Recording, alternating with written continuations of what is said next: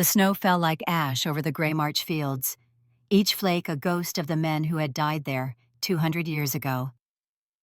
Cormac Ironpaw stood alone at the center of the killing ground, his breath misting in the frozen air, his massive frame casting a shadow that stretched toward the tree line where the bodies had been stacked and burned.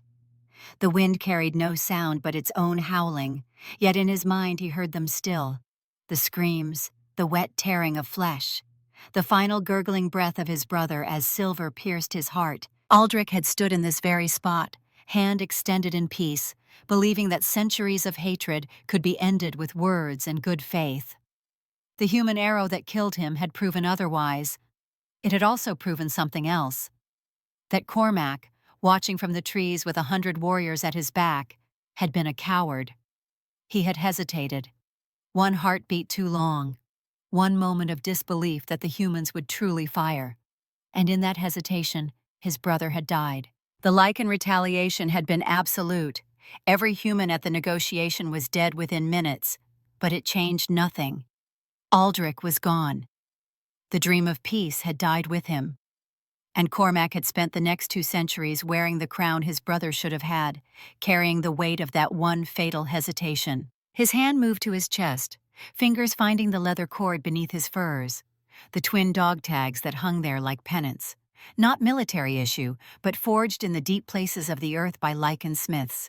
On each was carved a name: Aldrich Ironpaw, Prince of the Pack. Cormac wore them every day, a reminder, a promise he had failed to keep. He had sworn that hate would not consume the pack, that Aldrich's dream would not die. But 850 years of life had taught Cormac that some promises were meant to be broken by the weight of reality. The journey back to Iron Peak took 3 days through terrain that would have killed a human in 3 hours. Cormac traveled alone, as he always did on these pilgrimages to the old battlefields. Once a month, he walked the places where the Severance War had burned hottest, hunting the infected rogues that gathered there like moths to flame.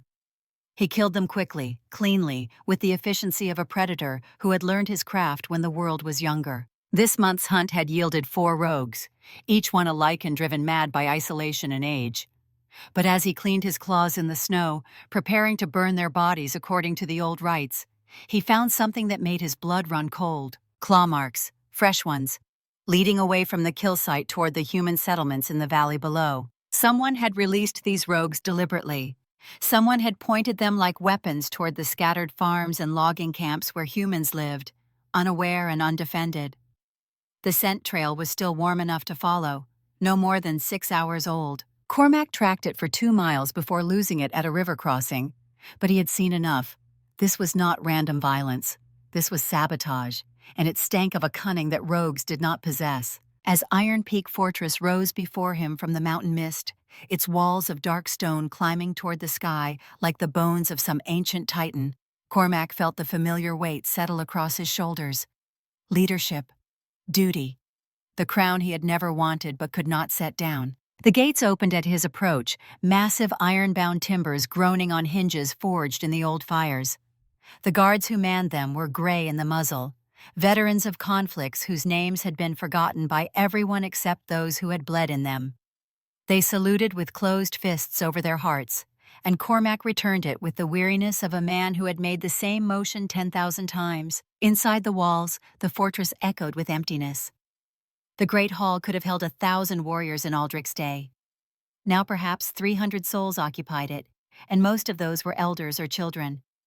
The warriors numbered less than 100. Every winter brought fewer cubs. Every summer buried more elders.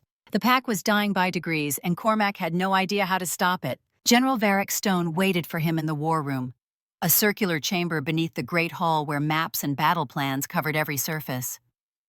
Varric was younger than Cormac by only a century, but where Cormac had grown lean and weathered, Varric had thickened into a mass of scarred muscle. His eyes were the color of amber, hard and unblinking. They had been friends once, before Aldrich's death, brothers in all but blood. But friendship had not survived 2 centuries of disagreement about what the pack needed to survive. Varric spoke without preamble, his voice a low rumble. "The rogues you found, they were driven, yes? Deliberately aimed at the human settlements?" Cormac nodded, stripping off his traveling furs. The scent trail was fresh. Someone released them within the last day, pointed them downslope toward the valley farms. The council convenes in an hour, Varric said. They will want answers. They will want action. And what action would you recommend, General? Varric's smile was sharp. Raid the human settlements, find whoever is doing this, and make an example of them. Show the pack that we are not toothless. Cormac turned, meeting Varric's eyes across the war table. And if it is not the humans doing this? If it is one of our own? Then we execute them for treason, Varric said. The solution does not change. Cormac studied the map, his fingers tracing the locations of the rogue attacks. Someone was playing a long game. Someone wanted conflict. And that someone understood enough about both lycans and humans to know exactly where to apply pressure. The council meeting was held in the Chamber of Voices, a high-vaulted room whose acoustics carried whispers to every corner. Cormac sat in the Alpha's seat, a throne of black iron shaped like a wolf in mid-lunge. It was deeply uncomfortable, which he suspected was the point. The Council of Elders occupied curved benches around the chamber floor. There were 12 seats, representing the 12 bloodlines that had once formed the pack's backbone. But 3 benches were empty now, their bloodlines extinct. Elder Marta spoke first, her voice still strong despite her 600 years. She had been Aldrich's teacher. Now she was one of the few who still supported Cormac's leadership. The attacks on human settlements are increasing. 4 in the last month, 16 in the last year. Someone is trying to restart the war. And someone will succeed, Varric said from the general's bench. If we continue to sit behind our walls and do nothing. What would you have us do? Marta asked. March on the humans? Become the monsters they already believe us to be? I would have us survive, Varric said, his voice carrying across the chamber like thunder. Our numbers dwindle every year. In another century, there will be no lycans left to defend. Unless we act. Unless we do what is necessary. And what is necessary? Cormac asked quietly. The chamber fell silent.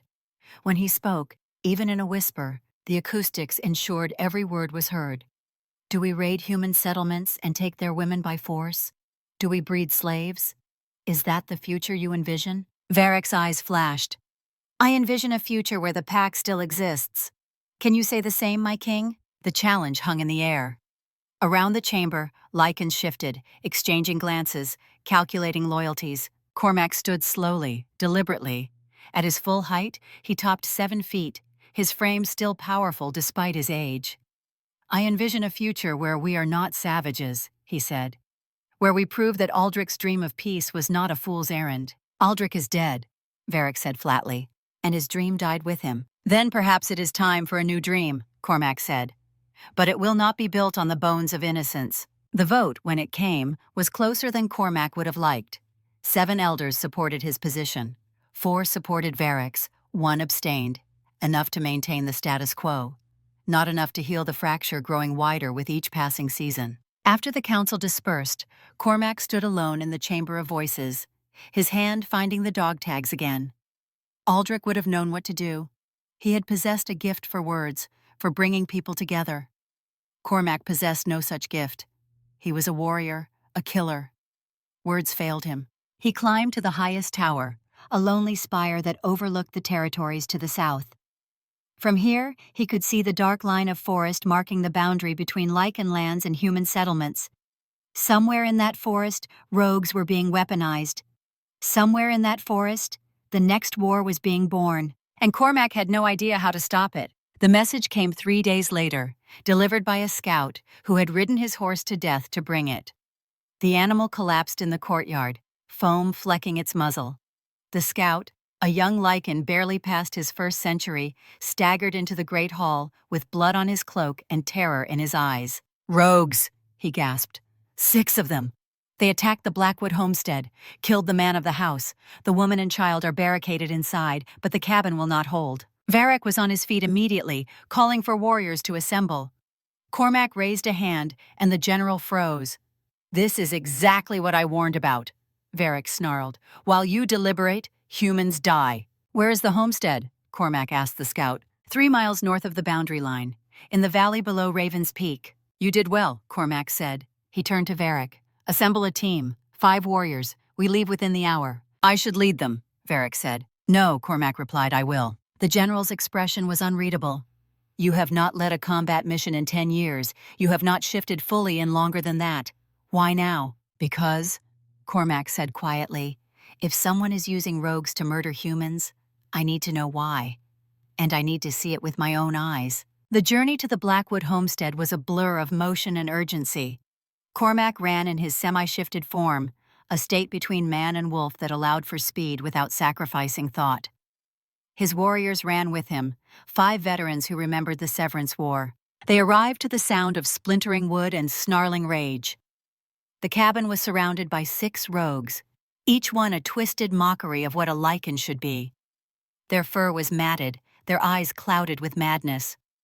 They moved with jerking motions, like puppets with cut strings, but they were strong and focused, and seconds from breaking through the cabin's door, Cormac did not hesitate.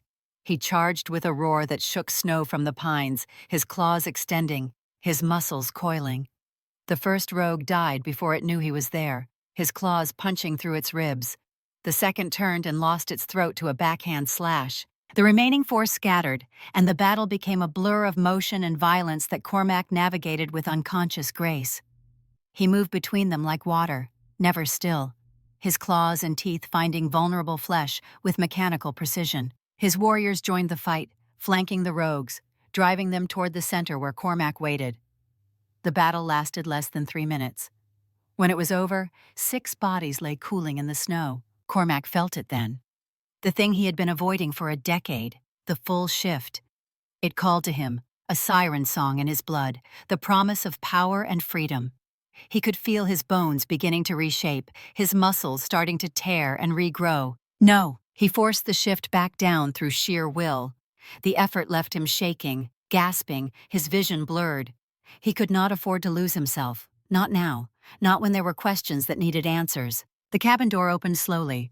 A woman appeared in the doorway, and Cormac's breath caught. She was tall for a human, perhaps 5.5 feet, with dark hair falling in tangled waves past her shoulders. Her face was all sharp angles and defiant jaw, marked by the hardness that came from surviving things that should have broken her. She held a crossbow in her hands, an old weapon of dark wood and iron, and the silver-tipped bolt was aimed directly at Cormac's chest. Behind her, partially hidden, was a child. A girl, perhaps 7 years old, with eyes too large for her face and hair the color of autumn leaves. She clutched something to her chest, something that looked like a leather-bound journal. The woman spoke, her voice hoarse. "You killed them." It was not a question. Cormac nodded slowly, careful not to make sudden movements. The crossbow was loaded. He could smell the silver coating the bolt, the chemical tang of the metal that could kill his kind. "Why?" she asked. "Why would you help us?" "Because," Cormac said, his voice rough with exhaustion, "someone is using rogues as weapons, and I need to know who and why." The woman's eyes narrowed. "You are lycan." "Yes." "Then you are the enemy." "No," Cormac said. He took a step forward, and the crossbow jerked up, the woman's finger tightening on the trigger mechanism. "I am tired, and I am old, and I am sick of war. And I think perhaps you are too." The standoff stretched between them like a wire drawn taut. Cormac could hear his warriors shifting nervously behind him. This was the moment that would define everything. If the woman fired, war would return. The fragile peace would shatter. The child spoke, her voice small and clear.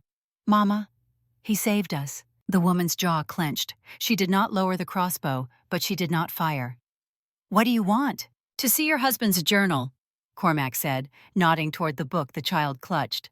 "If he was tracking the rogues, if he knew something about who was releasing them, then I need to know what he knew." "He is dead," the woman said flatly. "They killed him 2 weeks ago. An accident, they said. A hunting accident. But it was not. It was murder." "Who?" Cormac asked. The woman finally lowered the crossbow, her arms shaking. "I do not know," she whispered. "But my husband knew. He was tracking them. He had evidence, and they killed him for it." Cormac gestured to one of his warriors, a grizzled veteran named Garrett, who had served as his second for 3 centuries. "Secure the perimeter. I want to know if anyone is watching." Garrett nodded and melted into the forest with 2 others. The remaining warriors formed a loose circle around the cabin. Cormac turned back to the woman. "What is your name?" "Moira Blackwood," she said, "and this is my daughter Elspeth.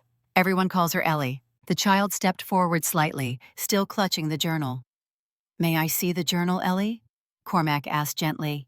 He crouched down, making himself smaller. His knees protested, the joints that had carried him through 8 centuries suddenly feeling every year. Ellie looked up at her mother. Moira hesitated, then nodded once. The child stepped forward and held out the journal with both hands. Cormac took it carefully, his claws retracting fully so his hands were human-shaped, scarred and weathered, but no longer weapons. The journal was old, its leather cover worn smooth. Cormac opened it and saw neat, precise handwriting. The entries were dated, organized, methodical. This was not the rambling of a frightened farmer.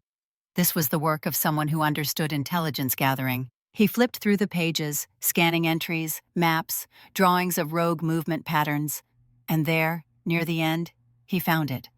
A list of dates and locations, a pattern of attacks, and a name, circled 3 times, underlined, marked with a question mark. The shepherd. "Who is the shepherd?" he asked. "I do not know," Moira said. "My husband never found out. He died trying." The last entry was dated 2 weeks ago. It read, "Meeting with contact tonight. He claims to know who the shepherd is. Will report back. If I do not return, Moira, take Ellie and run. They are watching. They know I am close." "He did not return," Moira said quietly. "And we did not run. This is our home. This is all we have left." Cormac closed the journal, feeling the weight of it. Then he looked at Moira Blackwood, at this woman who stood in the ruins of her life with a crossbow in her hands and defiance in her eyes. "Your cabin is not safe," he said. "Whoever is doing this will come back. They will send more rogues, or worse." "So what do you suggest?" Moira asked. "That we trust you? A lycan?" Cormac stood. "I am a monster," he agreed. "I have killed more humans than I can count. I have lived through wars that would turn your blood cold. I am 850 years old, and I remember when your people and mine fought together, before the severance, before the fear and hatred." He paused. "And I remember my brother, who died trying to build a peace that neither side truly wanted. He made me promise that hate would not consume our pack. I failed him. I have failed him for 200 years, but I will not fail you." Moira stared at him. Then she laughed, bitter and humorless. "You are asking me to trust the word of a lycan, a king." Cormac reached into his shirt and pulled out the dog tags. "These belong to my brother," he said. "Aldrich. He was the lycan prince, heir to the throne, the hope of our people. He was killed by human extremists during a peace negotiation. I have worn these ever since, as a reminder, as penance." "You are right not to trust me," he continued. "Trust must be earned. But your husband was tracking something that threatens both our peoples. The shepherd wants us to go to war. They want us to destroy each other. And I will not give them that satisfaction." Moira looked down at her daughter. Ellie was watching Cormac with those 2 large eyes. "What do you think, little one?" Moira asked softly. "He has sad eyes," Ellie said. "Like Papa did after he came back from the war." The words hit Cormac like a blow. This child's father had been a soldier. That was why the journal was so detailed. That was why Moira handled the crossbow with such familiarity. A military family. And they had already paid the price of one war. "Come to Iron Peak," Cormac said. "Both of you. You will be safe there. And together we can find out who the shepherd is." Moira was silent for a long time. Then slowly, she nodded. "For 3 days," she said. 3 days. If I do not like what I see, if I do not feel safe, we leave, and you will not stop us." "Agreed," Cormac said. "And if anyone tries to harm my daughter," Moira added, her voice cold, "I will kill them. King or not, lycan or not." Cormac smiled, genuine despite everything. "I would expect nothing less," he said, "and I would help you hide the body." The journey to Iron Peak took 3 days through terrain that tested human endurance. They traveled slowly, camping in the deep forest where Cormac's warriors maintained a perimeter through the long nights. Moira spoke little, her grief too raw, her suspicion too ingrained. But Ellie talked enough for both of them. The child asked questions constantly. How old was he? How did shifting work? Did it hurt? Could he talk to animals? She showed him her drawings, sketches in a small notebook that revealed natural talent. There were animals, trees, the cabin they had left behind, and people. Her father, smiling in a way that suggested the drawing was from before the war had marked him. Her mother, sharp-featured and fierce. And there, on the last page, a new drawing. Cormac recognized himself immediately, though the image was kinder than any mirror. She had captured something in his expression, some quality of gentleness or sorrow. Below it, in careful letters, the sad king. "You are very talented," Cormac said quietly. "Papa taught me," Ellie said. "He said drawing helps you see things as they really are." "Your father was a wise man." "He was a soldier," Ellie said. "He went to a war far away and came back different. Mama says the war took part of him and never gave it back." Cormac glanced at Moira, who sat across the fire, her crossbow across her knees, her eyes distant. He understood that look. He had worn it himself for 2 centuries. "War does that," he said to Ellie. "It takes pieces of us. Sometimes we get them back, sometimes we do not." "Did war take pieces of you?" "Yes." "Which pieces?" "The ones that knew how to be happy," Cormac said. "The ones that knew how to hope." Ellie considered this seriously. "Then we will have to find them again," she declared. "You and me and Mama. We will find all the lost pieces and put them back together." Cormac felt something crack in his chest, some ancient wall built to keep the world at bay.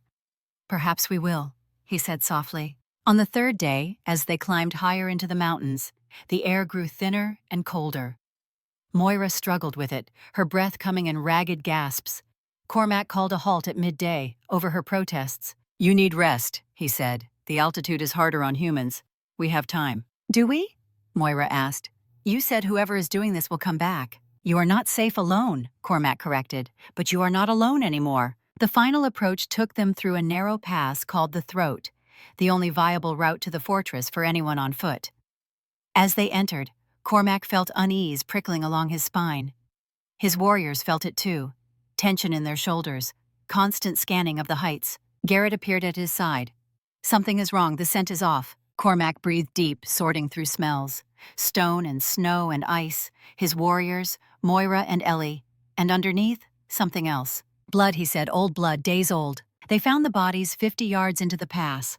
3 lycans, stripped of armor and weapons, throats cut with surgical precision, dead for perhaps 3 days. Cormac knelt beside the nearest body.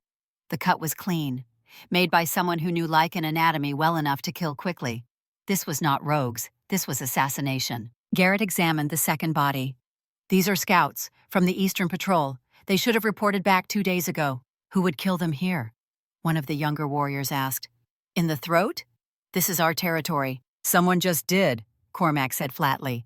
"And whoever it was wanted us to find these bodies. This is a message." "What message?" "That nowhere is safe," Cormac said, "not even here." Moira had drawn Ellie close, shielding the child's eyes, but Cormac could see she understood. If lycans were being killed this close to Iron Peak, the fortress itself was under threat. "We should turn back," Moira said. "This was a mistake." "Running will not save you," Cormac said gently. "The shepherd knows about you, knows about the journal. If they were willing to kill your husband, they will not hesitate to kill you and Ellie. At least at Iron Peak, you will have 300 lycans between you and them." 300 lycans who want us dead," Moira countered. "Varric wants many things," Cormac said, "but he is bound by pack law. Any guest under my protection is sacred. He will not touch you. I will not allow it." The bodies were burned according to the old rites, smoke rising straight in the still air. Cormac spoke the words of remembrance, the ancient litany honoring the fallen. His warriors stood in a circle, fists over hearts. Ellie watched with wide eyes, clutching her mother's hand. She did not cry, but Cormac saw how she trembled. When the ceremony finished and the bodies were ash, they continued through the pass in silence. What had been a journey was now a funeral march, and when Iron Peak finally rose before them, emerging from the mist like a vast sentinel, Moira saw for the first time the true scope of what she had agreed to. The fortress was massive beyond imagination. Its walls were carved from living rock, rising in sweeping curves that followed the mountain's contours. Towers climbed toward the sky at irregular intervals, topped with iron spires. The main gate was black iron and aged timber, bound with chains thick enough to anchor ships, flanked by statues of wolves frozen mid-leap. It was beautiful and terrible, a monument to power and isolation, to pride and loneliness. The gates began to open as they approached, timbers swinging inward with a groan that seemed to come from the mountain itself. Beyond, Moira could see the courtyard, and beyond that, the Great Hall. And she could see them. The pack. 300 lycans gathered as if they had been waiting. Their eyes tracked her and Ellie with the intensity of predators assessing prey. Some faces showed curiosity, others hostility, a few showed nothing at all. Cormac moved to stand between Moira and the assembled pack. "This is Moira Blackwood and her daughter Elspeth," he said, his voice carrying with absolute authority. "They are under my protection. They are guests of this fortress, and they will be treated with honor and respect. Any who would harm them will answer to me." He paused, his golden eyes sweeping the crowd, meeting each gaze until they looked away. "Is that understood?" A low rumble of acknowledgement. Not quite agreement, but not quite defiance. Varric stood at the front, his massive frame impossible to miss. His face was unreadable. "Welcome to Iron Peak," he said, addressing Moira directly. "I hope you survive your stay." Not a threat, not quite, but not a welcome either. Elder Marta appeared from the crowd, a small woman with silver hair and storm cloud eyes. She moved with surprising speed and dropped into a formal bow. "Welcome," she said warmly. "I am Marta, elder of the Shadowfang bloodline and teacher to the lost Prince Aldrich.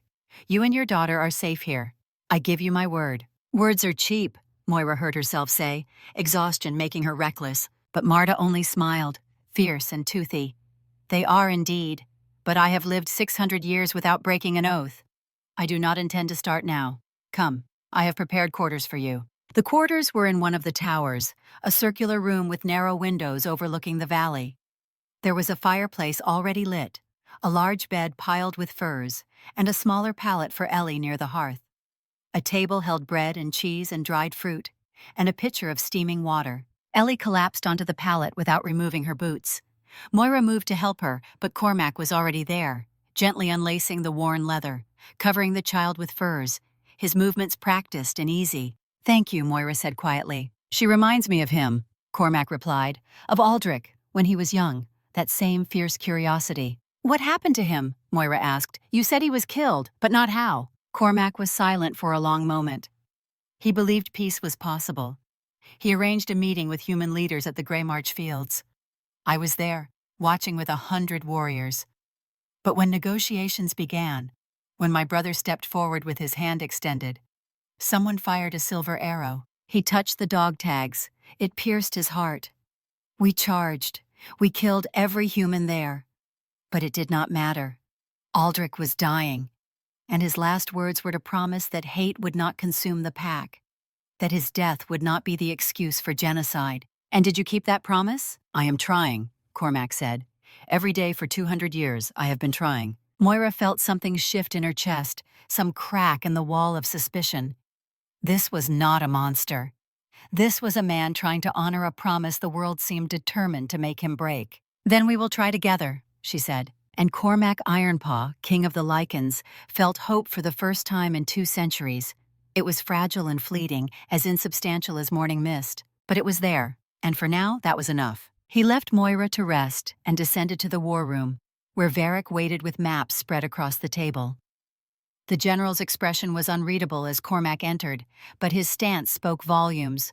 Arms crossed, weight balanced, ready for confrontation. "You brought them here," Varric said without preamble. "Into the heart of our fortress. 2 humans, one of them a child." "Yes," Cormac replied, moving to the table and studying the maps that showed the locations of the rogue attacks. A pattern was emerging, one that made his blood run cold. "The Council will not stand for this," Varric continued. "Not after what we learned today. 3 of our scouts murdered in the throat, in our territory, while you were playing hero for a human widow." Cormac's hand slammed down on the table, and the sound echoed through the chamber like a thunderclap.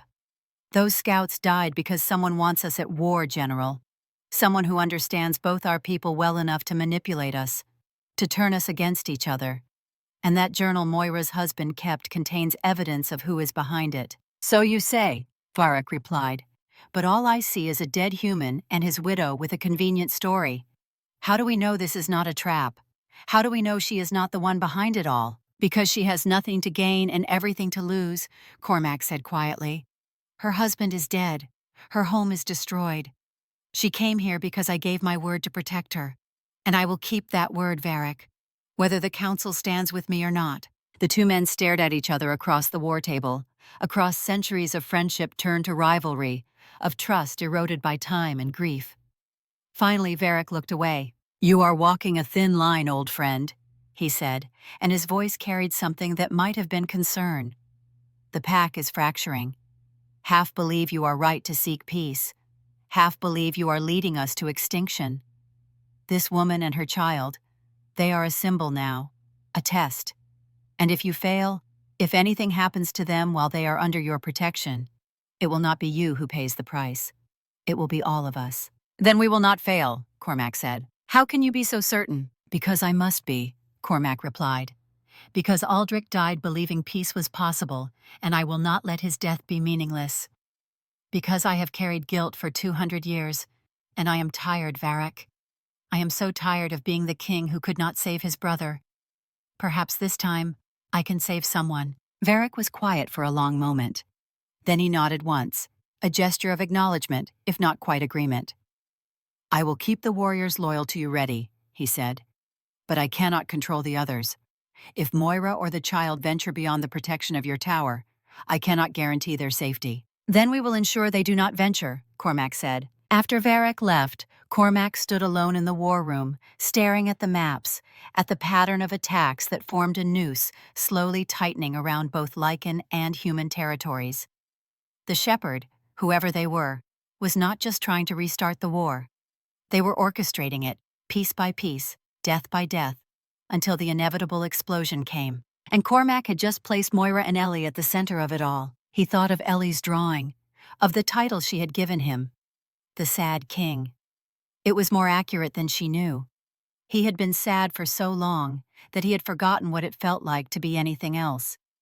But when the child had looked at him with those two large eyes and seen not a monster, but someone worth saving, something had stirred in his chest. Something he thought had died with Aldrich. The possibility of redemption. He climbed back to the tower room as the sun set, painting the sky in shades of blood and gold. Through the narrow window, he could see Moira sitting beside Ellie's sleeping form, her hand resting on her daughter's hair, her eyes distant with grief and exhaustion, and the weight of too many losses. She looked up as he entered, and for a moment, neither spoke. Then Moira said quietly, "I do not know if I can do this. Trust you. Trust any of this." "I know," Cormac replied, "and I do not blame you. Trust is a luxury your life has not afforded you. But I am asking you to try, not for me, for your husband, for whatever he died trying to prove." Moira looked down at Ellie, and when she spoke again, her voice was barely a whisper. "He believed in you, you know. In the lycans. He said that if humans and lycans could not find peace, then we deserved whatever war brought us. He said that fear was a choice, and he refused to choose it." "He sounds like Aldrich," Cormac said softly. "Perhaps that is why they both died," Moira replied, and there was no accusation in her voice, only sorrow. "The world does not want dreamers, it wants survivors." "Then we will be both," Cormac said. "We will dream, and we will survive, and we will find whoever killed your husband and my scouts, and we will make them answer for it." Moira met his eyes, and in them, he saw the first flicker of something that might, someday, become trust. "3 days," she said again. "You have 3 days to prove that this place is safe, that your word means something." "Then I will use them well," Cormac promised. As the sky began to lighten outside the tower windows, Cormac finally allowed himself to rest. He sat in a chair by the fire, his eyes drifting closed, his body surrendering to exhaustion.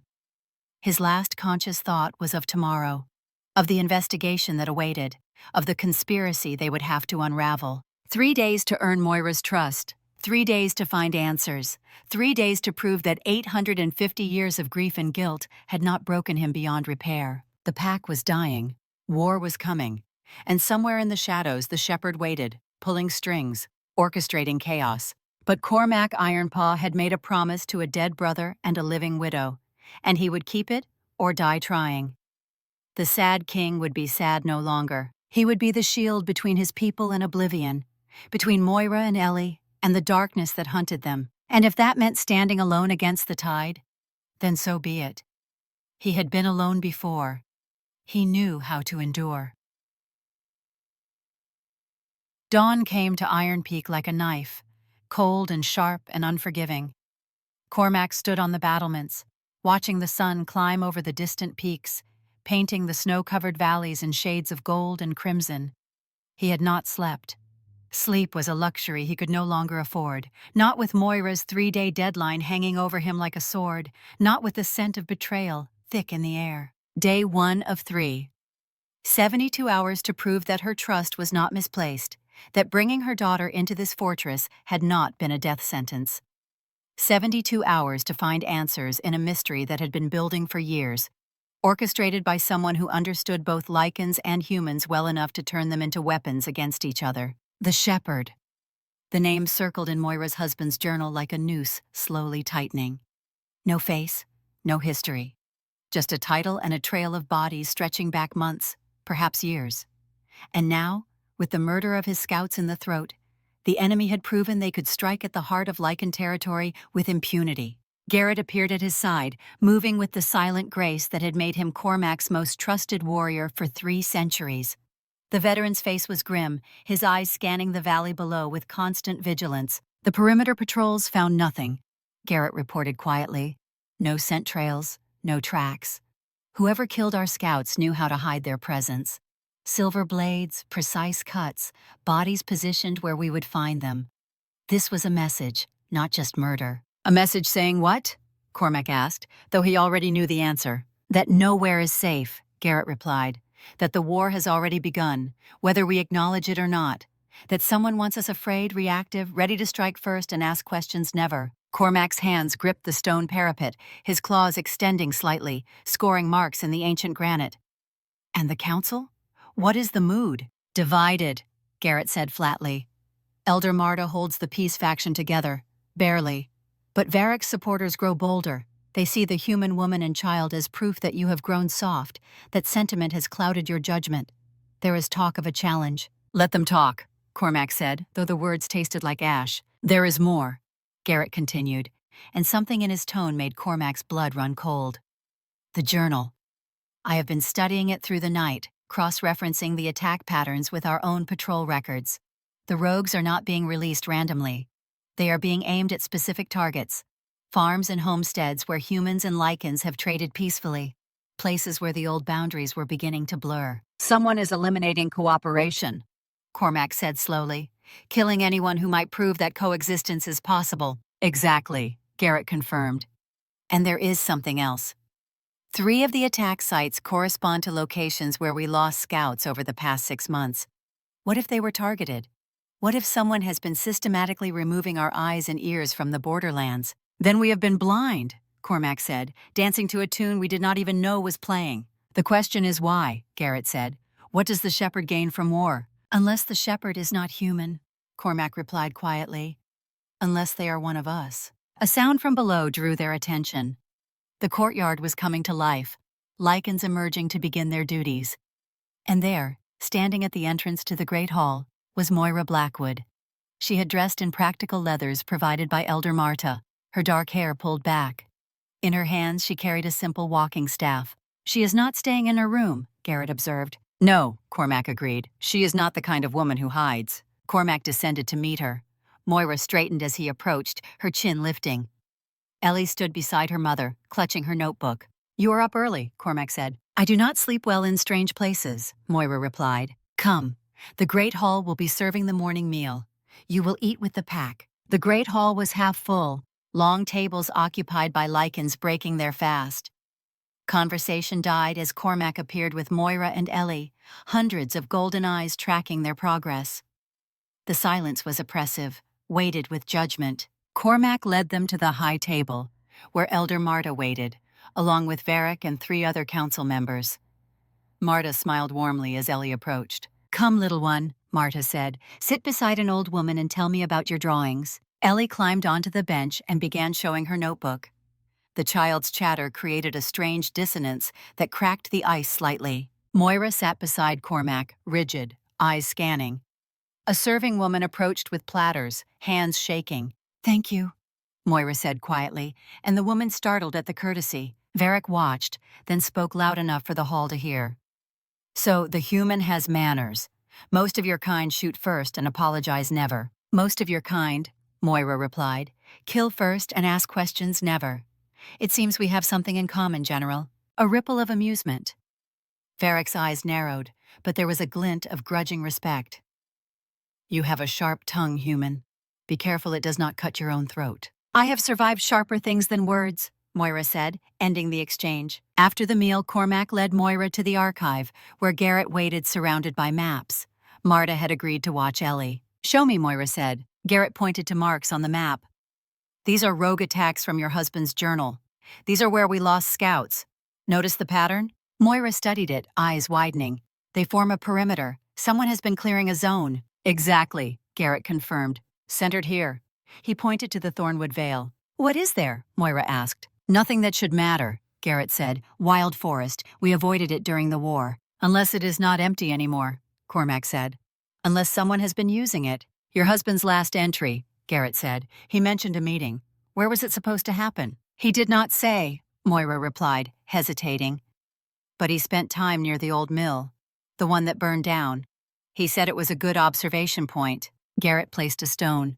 The mill is here, on the eastern edge of the Thornwood Vale. Then that is where we start, Cormac said. It is a 3-hour ride, Garrett warned, through unscouted territory, potential ambush. Then we go prepared, Cormac said. Small team, fast. We leave within the hour. I am going with you, Moira said. Absolutely not, Cormac replied. Too dangerous. My husband died investigating this, Moira shot back.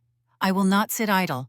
And I know the mill better than any of you. You need me. Your daughter needs her mother alive, Cormac said. And I need to matter, Moira replied. I need to be more than a victim. They faced each other, wills clashing. Garrett watched wearily. Finally, Cormac spoke. If you come, you follow my orders. You stay close to Garrett. At the first sign of trouble, you retreat. Agreed? Agreed, Moira said. The ride to the old mill took longer than estimated, snow making trails treacherous. Cormac's team moved in silence, 6 warriors alert.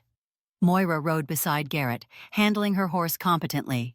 She had armed herself with her crossbow and a long knife at her belt. The mill appeared like a broken tooth. Roof collapsed, walls scorched black. Cormac dismounted cautiously. Someone has been here, he said, within the last week. Boot prints in the mud. Garrett studied the tracks.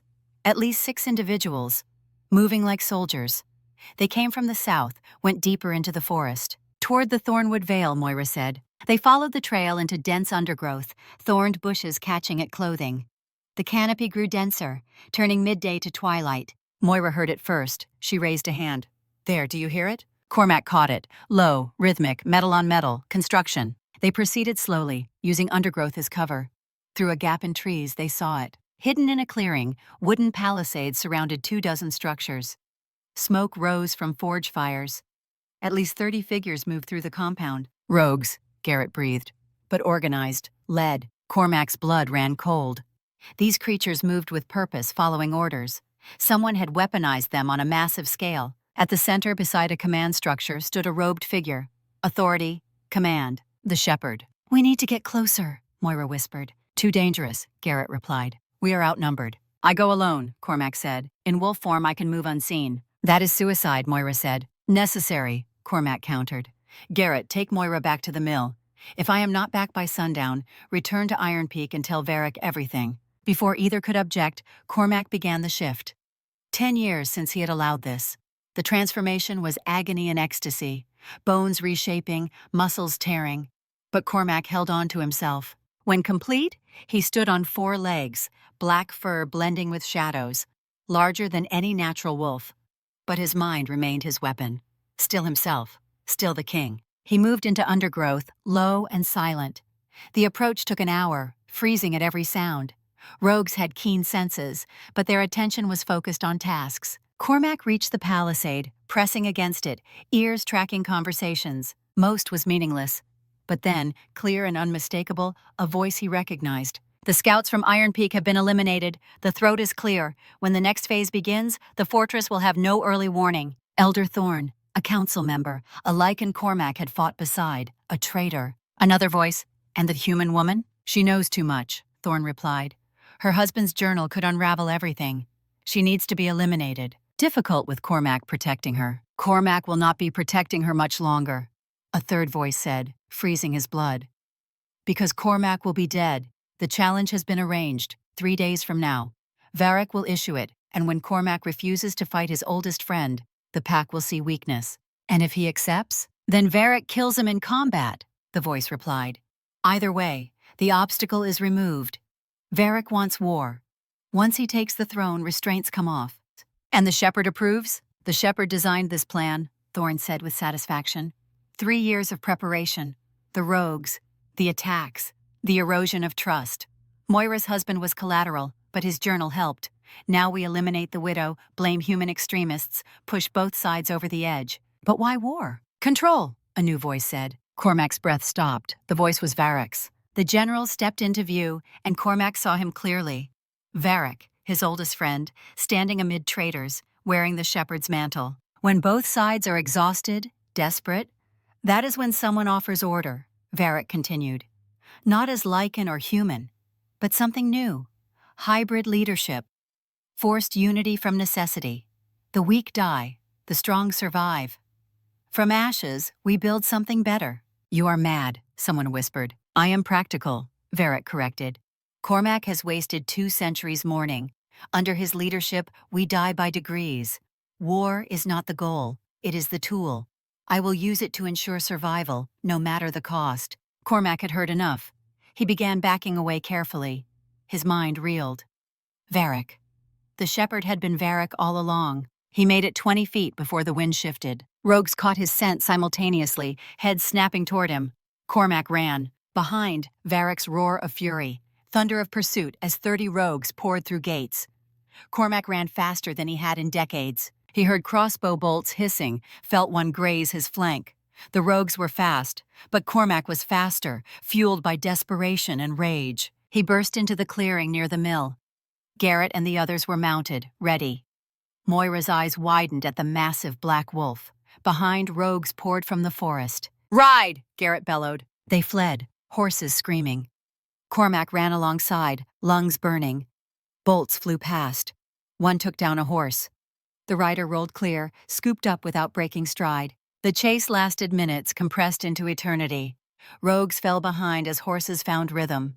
By the time they reached lycan territory, pursuit had faded. Cormac shifted back to human as they stopped, gasping, bleeding from minor wounds, body shaking. Moira was at his side, checking injuries. You are bleeding, she said. I am alive, Cormac countered. What did you find? Garrett demanded. Who is the shepherd? Cormac looked at his old friend. Varric. The shepherd is General Varric Stone, and he has been planning this for 3 years. Absolute silence. Then Garrett said quietly, What do we do? We go back to Iron Peak, Cormac said. We expose the traitors. We prevent the challenge. We end this. He will know we found him, Moira said. He will accelerate. Then we move faster, Cormac replied. We have 12 hours to save the pack. The journey back was speed and desperation.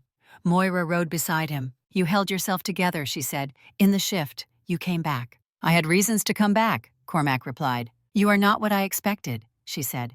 More honorable than the men who killed my husband. Do not make me into something I am not, Cormac warned.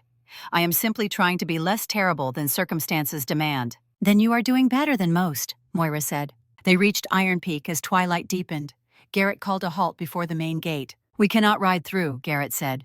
Varric will have loyalists watching. Then we do not use the main gate, Cormac said, the smuggler's tunnel. The tunnel entrance was hidden behind a waterfall. Cormac moved behind the cascade, finding the mechanism. He pressed, twisted, ancient gears ground to life. Rock swung inward, revealing a passage. The air was stale, cold, carrying a scent that raised his hackles. Blood, he said. Recent. Someone else has been using this tunnel. Garrett joined him. Human blood, lycan, a fight. No more than a day old. They entered carefully, weapons ready. The passage descended steeply. Every 100 feet, evidence of combat. Bloodstains, claw marks.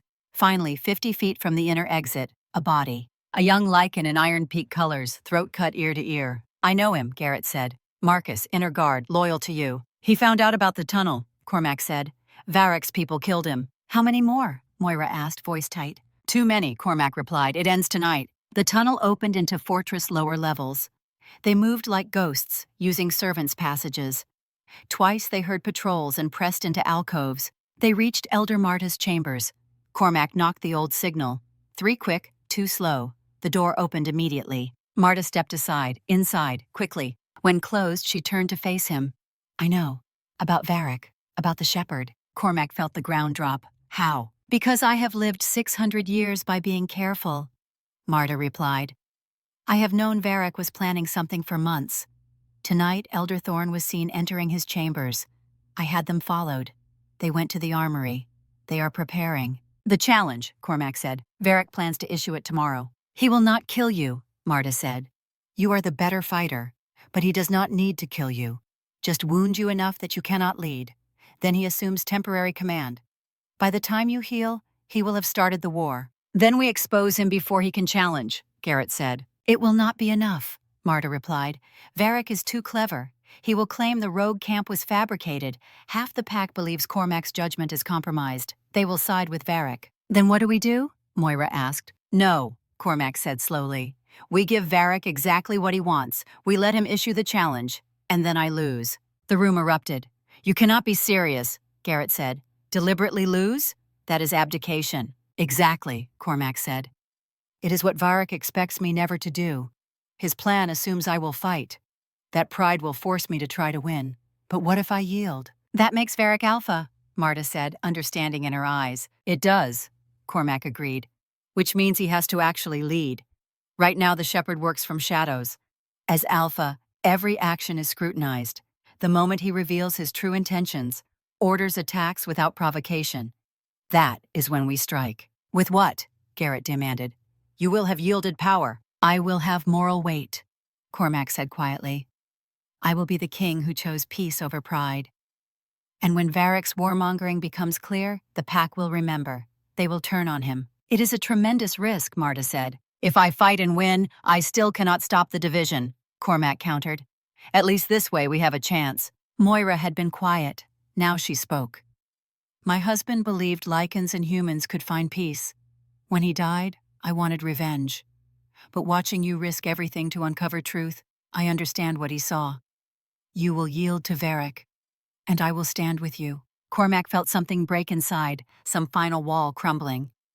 Thank you, he said quietly. The plan was simple and terrifying. Cormac would attend council.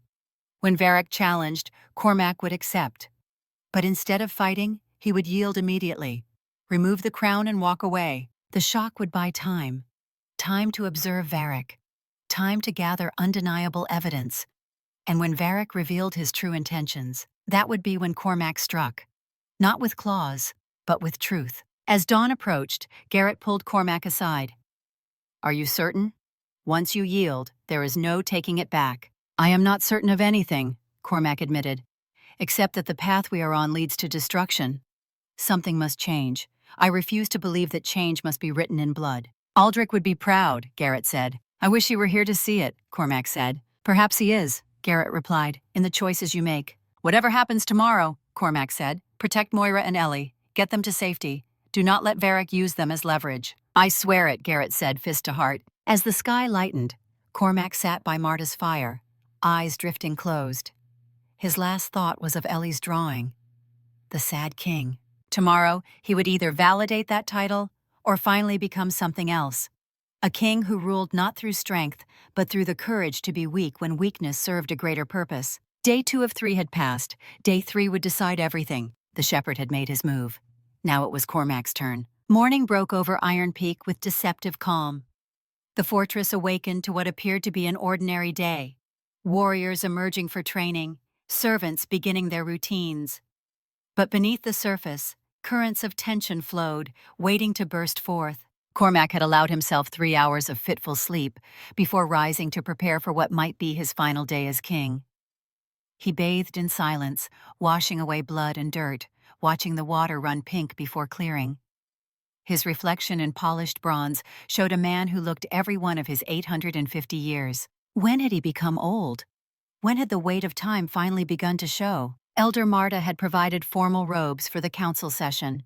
Deep black trimmed with silver, traditional garb when matters of grave importance were to be discussed. Cormac dressed slowly, each layer feeling like a shroud, a costume for a role he no longer believed in. A knock interrupted his preparations. Moira entered without waiting, carrying food wrapped in cloth. She set it on the table. "You need to eat," she said. "Whatever happens today, you will need your strength." "I am not hungry," Cormac replied. "I did not ask if you were hungry," Moira said, steel in her voice. "I told you that you need to eat." Despite everything, Cormac found himself obeying. They ate in silence for a time. Then Moira spoke, her voice softer. "My husband used to do this. Before difficult operations. He would make me eat, make me rest. He said the body knows what it needs better than the mind, especially when the mind is consumed by worry." "He sounds like he was a wise man," Cormac said. "He was an idiot," Moira replied, but her voice was fond. "He volunteered for missions that should have been suicide. He believed in things no rational person would believe in, like peace between enemies, like the possibility that people could change. Like you." "Me? He read about you," Moira continued. "After the war, he spent months researching the Severance War. He found old accounts, interviews, histories, and he kept coming back to you. To the Lycan prince's brother who had taken the crown after Aldrich died, who had stopped the slaughter when he could have continued it, who had honored the treaty when every instinct must have screamed for revenge." She paused. "He said that anyone who could choose peace in that moment, who could hold back an army baying for blood, was someone who understood true strength. Not the strength of claws and fangs, the strength to endure, to persist, to refuse the easy path." Cormac felt his throat tighten. "I did not feel strong in that moment. I felt like I was betraying Aldrich." "Maybe you were," Moira said. "Maybe surrendering is sometimes the bravest thing you can do. My husband surrendered his safety to pursue truth. You are surrendering your crown to save your people. Those are not acts of weakness. They are acts of love." The word hung between them. Love. A concept Cormac had almost forgotten, buried under centuries of duty and guilt. But looking at Moira, at this woman who had every reason to hate him, who stood here offering comfort and understanding, Cormac realized that perhaps he had been wrong. Perhaps love was not the risk. Perhaps love was the only thing that made the risk worthwhile. "The council convenes in 2 hours," he said finally. "You should stay here, in Marta's quarters. Keep Ellie close." "And where will you be?" Moira asked. "Either beginning the hardest fight of my life," Cormac said, "or walking away from everything I have been for 2 centuries." Moira reached across the table and took his hand. "You will not be alone," she said. "Whatever you decide, however this ends, you have people who believe in you." "Thank you," Cormac said. The great bell began to toll, its deep voice echoing across the fortress. The summons to council. The moment had come. Cormac stood, adjusting his robes, settling the ceremonial chain of office across his shoulders. For a moment, he allowed himself to be what the pack needed. The king, the alpha, the unbreakable force. Then he walked to the door, opened it, and stepped into the corridor where Garrett waited with 6 loyal warriors. His old friend's eyes were red from lack of sleep, but his posture was military straight. The warriors stood at attention, faces masks of calm, but Cormac could smell their anxiety. They knew something was wrong. They could sense the approaching storm. "Is everything prepared?" Cormac asked quietly. "As you ordered," Garrett replied. "Marta knows the signal. The loyal council members are ready. And I have warriors positioned to extract Moira and the child at the first sign of trouble." "Good," Cormac said. They walked through the fortress in formation, the honor guard surrounding Cormac, boots striking stone in perfect rhythm. Lycans they passed stopped and stared, some offering salutes, others whispering. Word was spreading that something significant was happening. The Chamber of Voices was already packed when they arrived. Every bench filled, the galleries crowded with lycans who had come to witness whatever drama was about to unfold. Varric was already seated at the general's bench, flanked by Elder Thorn. The two watched Cormac's entrance with calculated neutrality. But Cormac could see the tension in Varric's shoulders, the way his hand kept moving toward his sword. "They know," Cormac thought. "They know we were at the rogue camp. They know their secret is compromised," which meant the plan had already changed. Varric would not wait for careful choreography. He would act now, quickly, before Cormac could expose him. Elder Marta rose from her bench, her aged voice cutting through ambient noise. "The council is convened. All who have grievances or proposals may speak. Who addresses us first?" Varric stood in one smooth motion, and the chamber fell silent. "I do," he said, "and I speak not with a grievance, but with a challenge." Here it was, the moment that would define everything. The general's eyes locked with Cormac's across the chamber floor. You have led us for 2 centuries, Varric continued. 2 centuries of peace, yes, but also 2 centuries of decline. 2 centuries of watching our people dwindle while you clung to the dream of a dead prince. I say that dream has become a nightmare. I say your leadership has failed. And I invoke the ancient right of challenge. I challenge you, Cormac Ironpaw, for the Alpha's crown. The chamber exploded into noise. Lycans shouting, some in support, some in protest, some simply shocked. Through it all, Cormac remained seated, his face carefully neutral, his mind racing through final calculations. This was it, the point of no return. If he accepted and fought, he might win, probably would win. But the pack would fracture, civil war would become inevitable. But if he yielded, if he did what no Alpha in recorded history had ever done, then perhaps there was a chance to save something. Cormac stood slowly, and the chamber quieted again. Varric watched with barely concealed anticipation. I accept your challenge, Cormac said, and watched Varric's expression shift to satisfaction. But I do not accept your premise. The satisfaction flickered. What? You say I have led us into decline, Cormac continued. You say my dream is a nightmare. You say my leadership has failed. And you know what, Varric? You are right. Gasps echoed through the chamber. Even Marta, who knew the plan, looked shocked by the bluntness. I have failed, Cormac said. Not because I pursued peace, but because I could not make it work. Not because I honored Aldrich's dream, but because I could not transform that dream into reality. For 200 years, I have tried to hold us together through force of will alone. And it has not been enough. He reached up and removed the chain of office, the heavy silver links gleaming in torchlight. Because strength alone cannot save us. Not the strength of one king, not the strength of claws and fangs. What we need is something I cannot give you. What we need is change. Real change. Cormac descended from the Alpha's seat, carrying the chain, walking across the chamber floor toward Varric. The general stood frozen, confused, his hand gripping his sword hilt. You want this crown? Cormac asked quietly, though the acoustics ensured everyone heard. You think you can do better? Then prove it. Lead us. Show me that your way is the right way. Show me that war is the answer I could not see. He held out the chain, offering it like a beggar offering alms. The silence was absolute. Varric stared at the chain, at Cormac, and for just a moment, his mask slipped. Beneath it, Cormac saw uncertainty. Fear. The look of a man whose plans had just been scattered. What are you doing? Varric whispered, too quietly for anyone but Cormac to hear. I am surrendering, Cormac replied.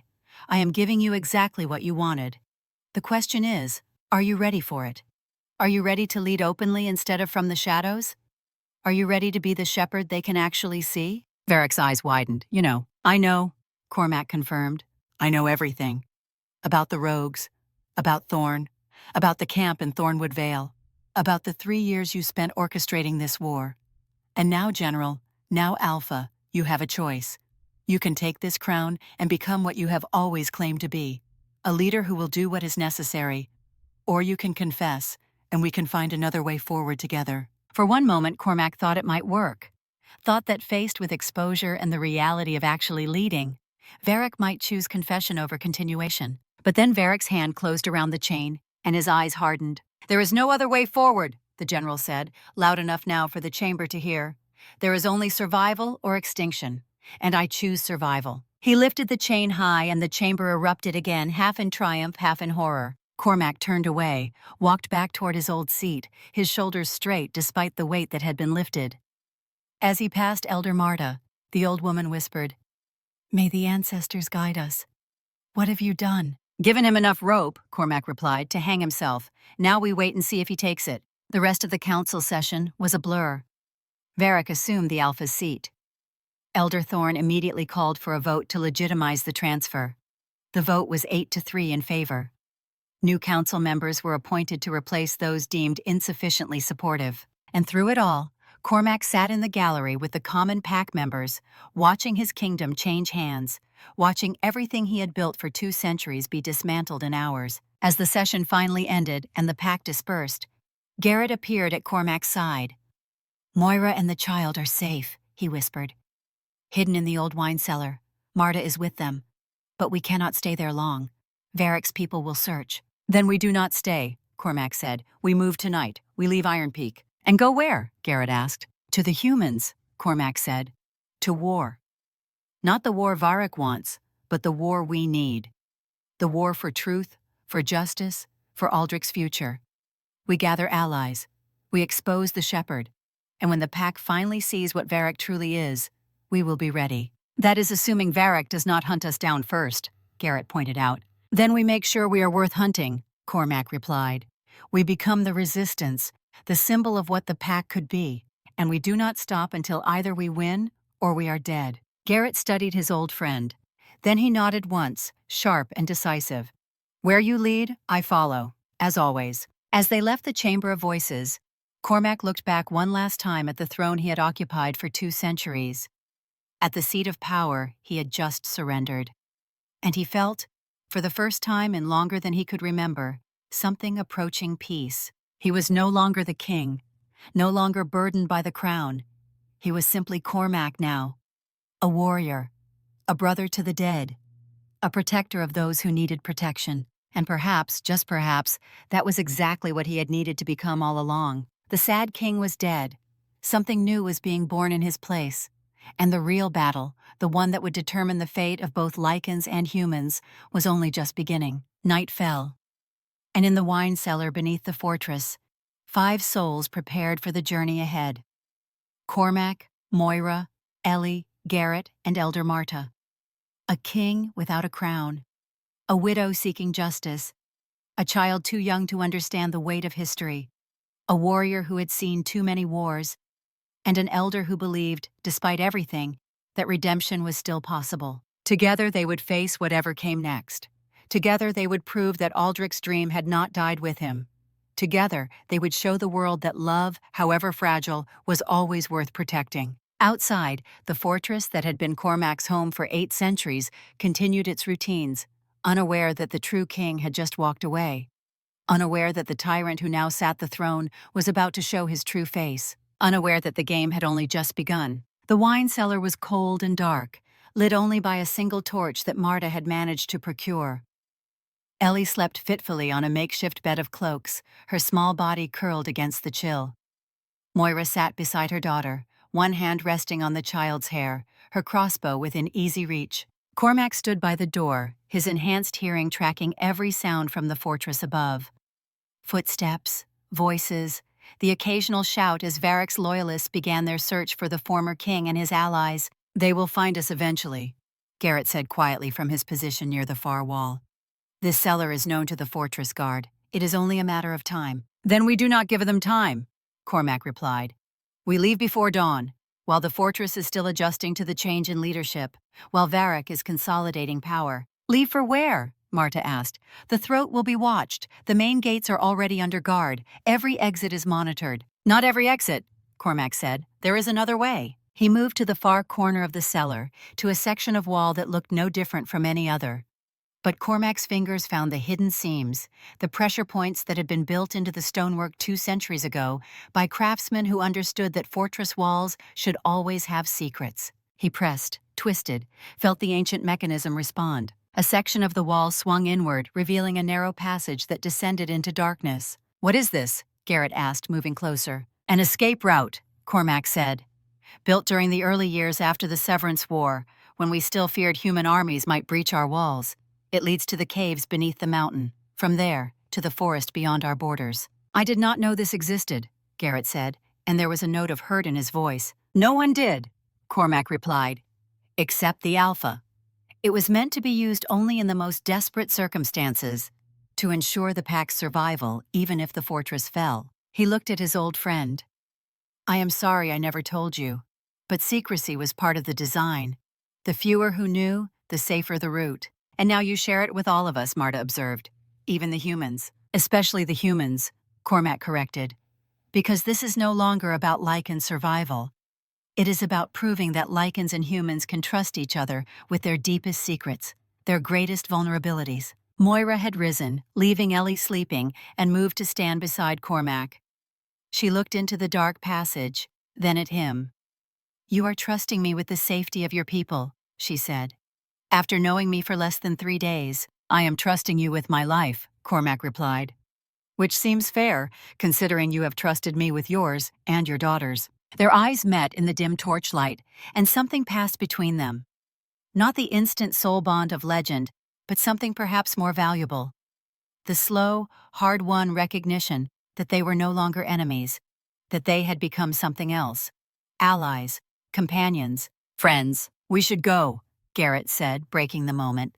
"The search parties are getting closer. I can hear them on the level above us." "Wake Ellie," Cormac said to Moira, "and gather what supplies you can carry. We will not be coming back." They descended into the passage single file, Cormac leading with a torch, Garrett bringing up the rear. The air grew colder as they went deeper, the walls slick with moisture, the floor uneven with centuries of neglect. Ellie woke fully during the descent, her eyes wide in the flickering light, but she did not cry or complain. She simply held her mother's hand and trusted that the adults knew where they were going. The passage opened into a natural cave system, vast chambers connected by narrow tunnels, stalactites hanging like frozen tears. Cormac navigated by memory and instinct, following routes he had memorized decades ago during secret explorations. They emerged from the caves 2 hours later, half a mile from Iron Peak's walls, hidden by forest and darkness. The night air was sharp and clean after the staleness of the underground, and Cormac breathed it in like a man surfacing from deep water. Behind them, the fortress rose like a dark monument against the stars. Lights burned in windows. Guard fires dotted the walls. From this distance it looked eternal, unchanged. But Cormac knew better. Iron Peak was only stone and mortar. What mattered was what lived within it. And what lived there now was fear and manipulation and Varric's poison. "Where do we go?" Moira asked, coming to stand beside him. "To the one place Varric cannot follow," Cormac said. "To the humans. To your people. We warn them of what is coming. We build an alliance.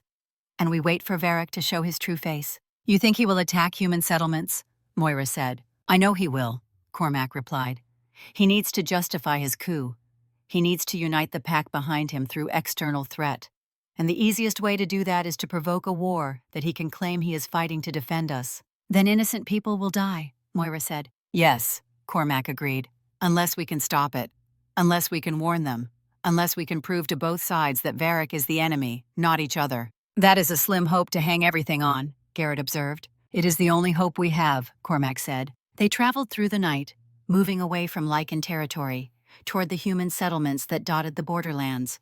They spoke little, conserving energy for the journey, each lost in their own thoughts. As dawn broke over the eastern peaks, painting the sky in shades of rose and gold, Cormac found himself walking beside Moira again.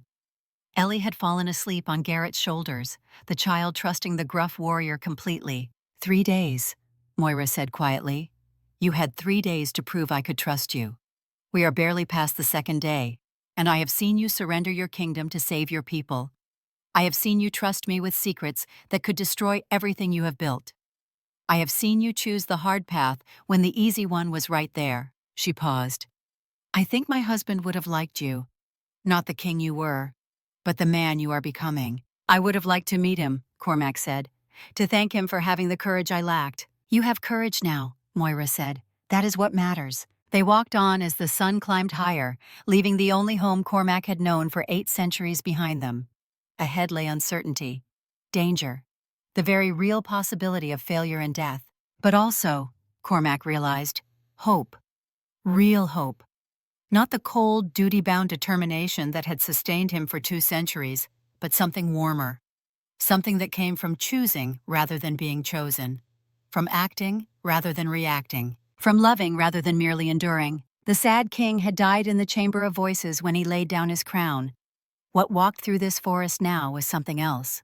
Something new. Something that Aldrich might have recognized and approved of. A man who had finally learned that strength was not about never falling, but about always rising. That leadership was not about having all the answers, but about creating space for others to find them. That family was not defined by blood, but by choice and commitment, and the willingness to stand together when standing was hard. Behind them, in the fortress on the mountain, Varric sat on a throne that he had won through deception and manipulation. He thought he had won, but the game was far from over. And Cormac Ironpaw, no longer king but perhaps something better, was about to show the shepherd exactly what happened when you underestimated a man who had nothing left to lose and everything he cared about to protect. Night fell over the wilderness like a shroud, and Cormac Ironpaw watched the stars emerge one by one from his exile. He sat on a fallen log at the edge of their makeshift camp, half a mile from Iron Peak's walls, and for the first time in 2 centuries, the weight of the crown no longer pressed upon his shoulders. Moira sat across the fire from him, Ellie asleep with her head in her mother's lap. The child had cried when they first fled into the darkness, frightened by the suddenness of their flight through the secret tunnels and caves. But exhaustion had claimed her eventually, and now she slept with the abandon of the innocent. Elder Marta stood watch at the perimeter, her ancient ears tracking every sound from the fortress above. Garrett paced like a caged wolf, his hand never straying far from his sword hilt. They were 5 souls in a hole in the ground, fugitives in what had been Cormac's own kingdom just hours before. The absurdity of it should have been crushing. Instead, Cormac felt something close to liberation. "You are smiling," Moira observed quietly. "Why?" "Because I am free," Cormac replied. "For the first time in 200 years, I am not the king. I am not responsible for 300 lives trying to hold back extinction. I am not the symbol of a dying dream. I am simply a man who made a choice that might get us all killed," Garrett muttered from his pacing. "Yes," Cormac agreed. "But an honest choice. A choice made in the light rather than the shadows. That is more than I have managed in a very long time." Marta turned from her watch position, her expression grave. "They are searching. Varric has ordered a complete sweep of the fortress. He claims you are a traitor who fled rather than face justice, that you conspired with humans to undermine the pack." "Let him claim it," Cormac said.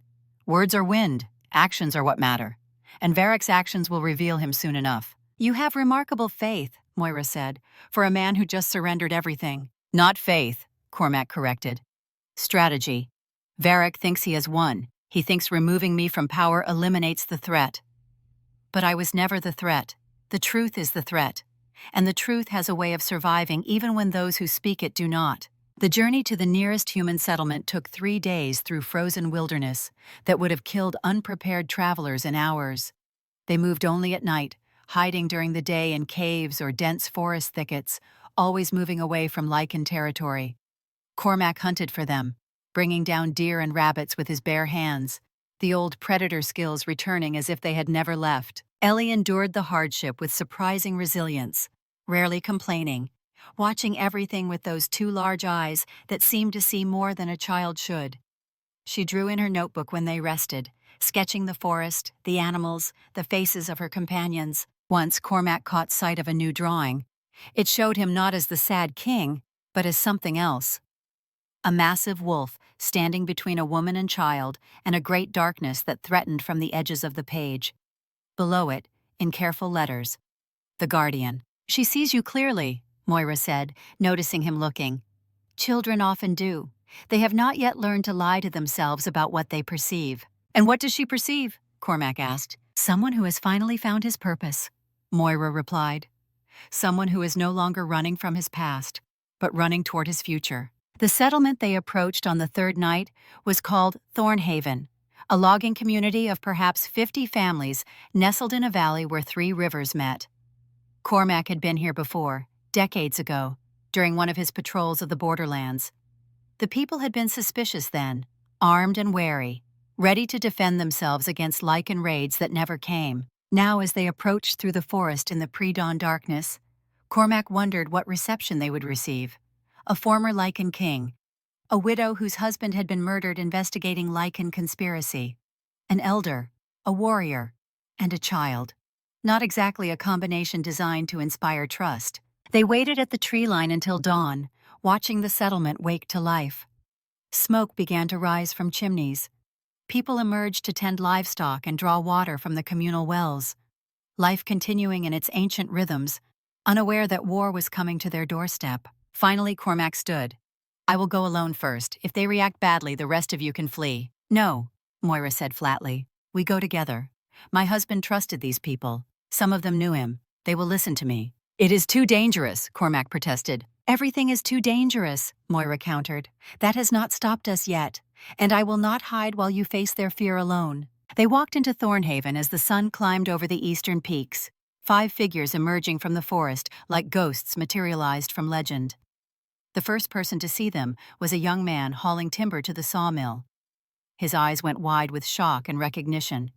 He shouted a warning that echoed across the settlement, and within seconds, armed men and women poured from the buildings, weapons raised in practiced defensive formation. Cormac raised his hands slowly, showing he was unarmed, his claws retracted fully.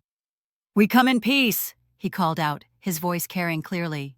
"We seek sanctuary and alliance. We are fugitives from Iron Peak, fleeing a corrupt regime that seeks war." A woman pushed through the crowd, older, perhaps in her 5th decade, with iron-gray hair pulled back in a severe bun, and a face carved by weather and hardship into something both beautiful and terrible. She carried a heavy crossbow, dark wood reinforced with iron bands, and the silver-tipped bolt was aimed with steady precision directly at Cormac's chest. "I know you," she said, her voice like gravel. "You are the Lycan King, the one they call Ironpaw." "I was," Cormac corrected carefully. "I am no longer king. I surrendered my crown to prevent civil war, and now I am here to warn you that war is coming anyway." The woman's eyes narrowed, calculating, assessing. "Why should we believe you? Why should we trust the word of a lycan?" "Any lycan?" Moira stepped forward, deliberately placing herself between the crossbow and Cormac. "Because my husband died trying to stop it. Some of you knew him. Gareth Blackwood. He came here 6 months ago, asking questions about rogue attacks, about patterns of violence. He was investigating a conspiracy that has now taken control of the Lycan pack." Recognition flashed across several faces in the crowd. Murmurs rippled outward. The woman with the crossbow lowered it slightly, though her finger remained near the trigger mechanism. "Gareth," she said, and her voice softened fractionally. "Yes, I remember him. A good man. He helped my son when rogues attacked our logging camp in the deep forest, killed 3 of the beasts with his bare hands and a woodsman's axe, and he asked nothing in return except information." "He is dead now," Moira said, and her voice broke slightly on the words. "Murdered by the same people who are now preparing to attack settlements like yours. We came to warn you, to ask for your help, to try to stop this before it becomes something neither of our peoples can survive." The woman studied them for a long moment, her gaze moving from face to face, reading truth or deception in eyes and stance. Then she lowered her crossbow completely and gestured to her people to do the same. "My name is Sarah Ironwood," she said. "I am the elected leader of Thornhaven. And if what you say is true, if war is truly coming, then we have much to discuss. Come, we will talk in the council house." They were brought to the council house, a large timber structure at the center of the settlement, its walls adorned with tools of the logging trade and maps of the surrounding territories. Inside, around a scarred wooden table that had seen decades of difficult decisions, Sarah assembled the other community leaders. There were 6 of them total, men and women ranging from their 30s to their 60s, all bearing the marks of frontier life. Hard hands, watchful eyes, scars earned through labor and survival. The kind of people who endured by being careful and thorough and never trusting anything that seemed too good to be true. Cormac laid out everything. The rogue attacks documented in Moira's husband's journal. The pattern of violence designed specifically to eliminate cooperation between species. The shepherd's identity as Varric. The 3-year conspiracy. The controlled rogues in the Thornwood Vale. The plan to provoke war through manufactured atrocities. He expected skepticism, disbelief, accusations of elaborate deception. What he got instead was grim recognition that sent ice through his veins. "We have seen the signs," Sarah said when he finished, her weathered hands flat on the table. "Attacks increasing in frequency and brutality. Trade routes that had been safe for decades suddenly becoming death traps. Families who used to deal fairly with traveling lycans found murdered in their homes, children included. We thought it was random violence, the death throes of the old hatreds finally consuming what little peace we had built. But this," she gestured to the map Garrett had drawn, showing the pattern of attacks forming a noose around both territories. "This makes terrible sense." One of the other leaders, a man named Thomas with a scar running down the left side of his face and an eye that had healed milky white, leaned forward. "Say we believe you. Say we accept that this Varric is orchestrating war for his own purposes. What can we do about it? We are farmers and loggers and trappers. We have perhaps 60 able fighters in this settlement, and half of those are women and older men. The lycan pack numbers in the hundreds of trained warriors. We are not asking you to fight the pack, Cormac said, meeting each of their eyes in turn. We are asking you to help us expose the truth, to stand as witness to what is really happening. When Varric sends his warriors to attack human settlements, when he begins the slaughter he has been planning, we need someone to survive, to carry the story, to prove that this was not human aggression that provoked lycan response, but lycan aggression designed to appear as defense. You want us to be bait, Thomas said flatly, no judgment in his voice, just acknowledgement of reality. I want you to be survivors, Cormac corrected, and I will fight beside you to ensure that you are. I will stand between you and Varric's warriors. I will use everything I have learned in 850 years of warfare to give you a chance. Why? Sarah asked, and the question hung in the air like a physical thing. Why do you care so much about humans? Your brother died because of us. Your people are dying out while we thrive and multiply. Why not just let Varric have his war? Why sacrifice everything to stop it? Cormac was silent for a long moment, his hand moving unconsciously to the dog tags beneath his shirt. When he spoke, his voice carried the weight of 2 centuries of grief and guilt and hard-won wisdom. Because my brother believed that we could be more than our worst impulses.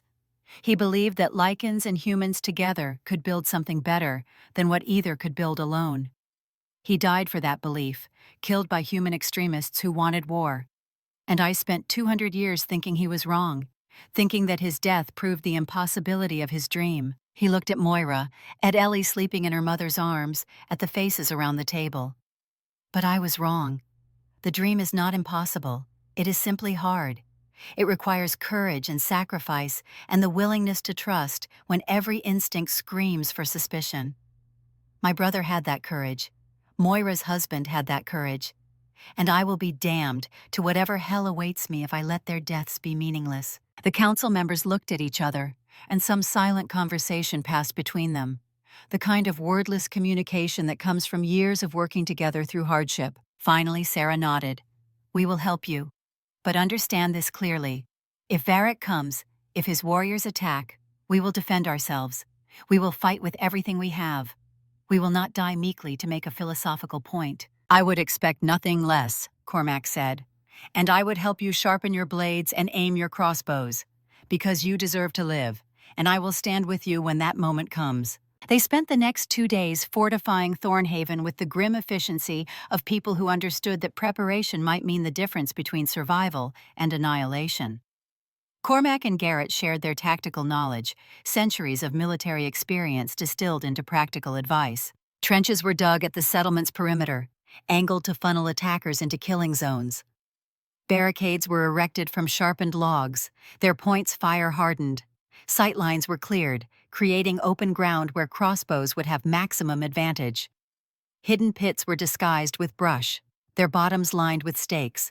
It would not be enough to stop a determined lycan assault, but it might slow one, make it costly enough that even Varric would think twice. Ellie spent the time with the settlement's children, and Cormac watched with something like wonder as she integrated seamlessly into their games and routines.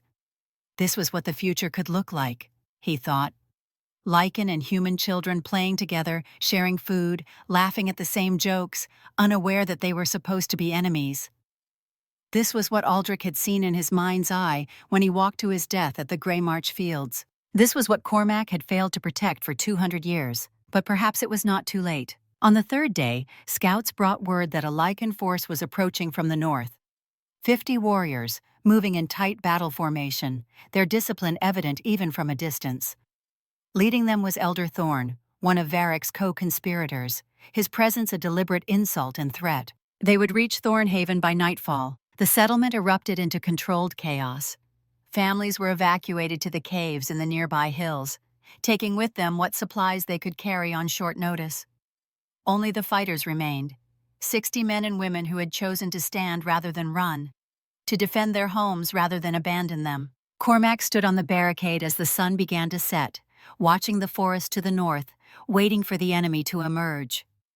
Beside him, Moira checked her crossbow with practiced movements, her jaw set with determination.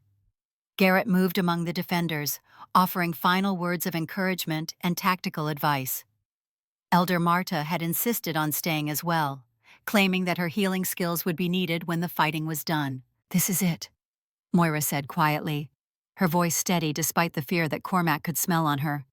"The moment we have been preparing for." "Yes," Cormac agreed. "And whatever happens in the next few hours, I want you to know that meeting you, protecting you and Ellie, it has meant more to me than I can express. You reminded me what it means to have something worth fighting for beyond duty and guilt." Moira looked at him, and in the fading light, her expression was fierce and tender in equal measure. "When this is over," she said, "when we survive this, because we will survive this, you and I are going to have a long conversation about what happens next, about what we are to each other." "I would like that," Cormac said, and meant it with every fiber of his being. The lycan warriors emerged from the forest as darkness fell, their eyes glowing golden in the torchlight, reflecting the flames like twin suns. They moved with predatory grace, spreading out in a loose semicircle around the settlement's northern approach, professional and terrifying. At their center, Elder Thorn stood in his semi-shifted form, larger than human, his claws extended, his voice carrying across the distance with the power of command. "People of Thornhaven," he called out, each word precise and cold. "You are harboring traitors to the Lycan pack. Surrender Cormac Ironpaw and his conspirators, and you will be spared. Refuse, and you will be destroyed. You have until the count of 100 to decide." Cormac stepped forward, his own voice ringing out clear and strong. "I am here, Thorn, but I am no traitor. The traitors are the ones who follow Varric's lies, the ones who murder innocents to provoke a war that serves no one but the shepherd himself." Thorn laughed, harsh and mocking. "Still clinging to your delusions, old king? Still believing that peace is possible? Your weakness has been purged from the pack. Varric leads us now, and under his leadership, we will do what is necessary to survive, no matter how many humans must die." "By slaughtering people who have done you no harm?" Cormac countered. "By proving that we are exactly the monsters they believe us to be?" "They are already dead," Thorn said, his voice flat and final. "They just do not know it yet. The old world is ending. The time for sentiment is over. Now there is only survival or extinction." He raised his hand, and the lycan warriors began to advance in perfect coordination. Cormac did not hesitate. He shifted, the transformation faster this time, smoother, his body remembering the old patterns, his mind and beast in perfect harmony. Within seconds, he stood in his full wolf form, massive and terrible, his eyes blazing with an inner fire that had nothing to do with lycan physiology and everything to do with righteous fury. Garrett shifted beside him, and together they charged forward to meet the enemy, 2 predators against 50, 2 warriors who had seen too many wars to be afraid of one more. The battle that followed was chaos incarnate, a maelstrom of violence and desperation. Lycan warriors crashed against the barricades like a wave against stone, their claws tearing into wood, their jaws snapping at any exposed flesh. The human defenders fought back with desperate courage, crossbow bolts and spears and swords finding vulnerable spots in fur and muscle. Cormac fought like a demon unleashed from some ancient hell, his centuries of combat experience flowing through him like water.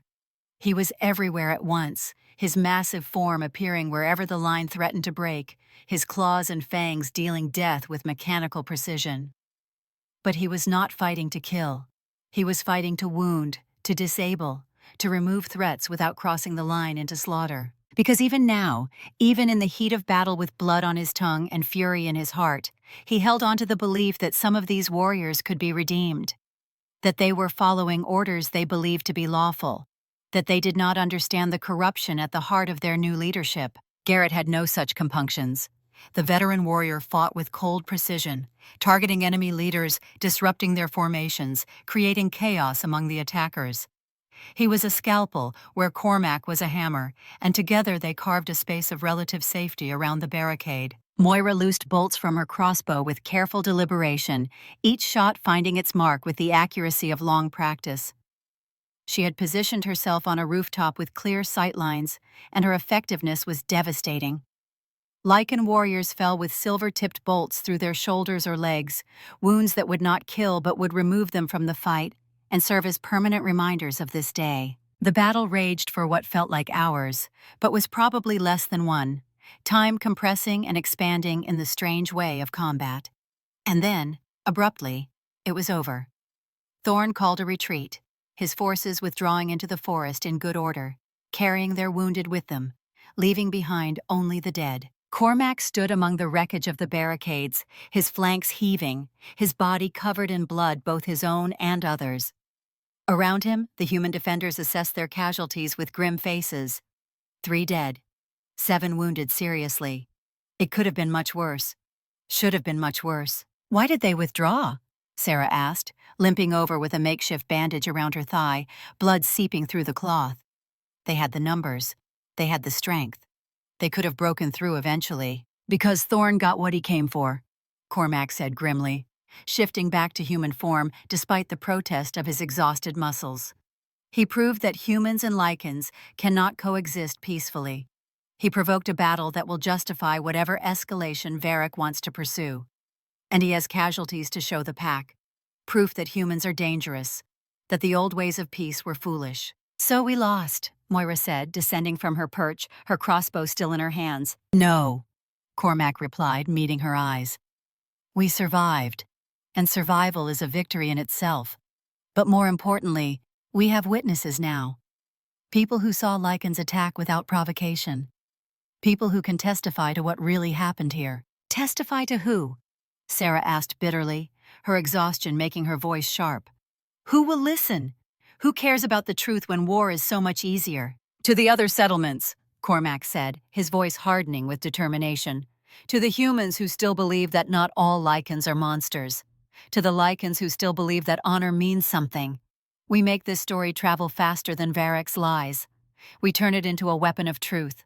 The next morning, riders left Thornhaven carrying word of the attack to every human settlement within 3 days' travel. They carried written accounts, signed by witnesses, describing exactly what had occurred. They carried Moira's husband's journal, copied a dozen times over by scribes working through the night, documenting the pattern of manufactured violence. And they carried a message from Cormac himself, addressed to any lycan who still remembered what the pack had once stood for, what it could be again. I was your king for 200 years, the message read in Cormac's own hand. I led you through peace when war would have been easier. I honored the treaty when every instinct screamed for revenge.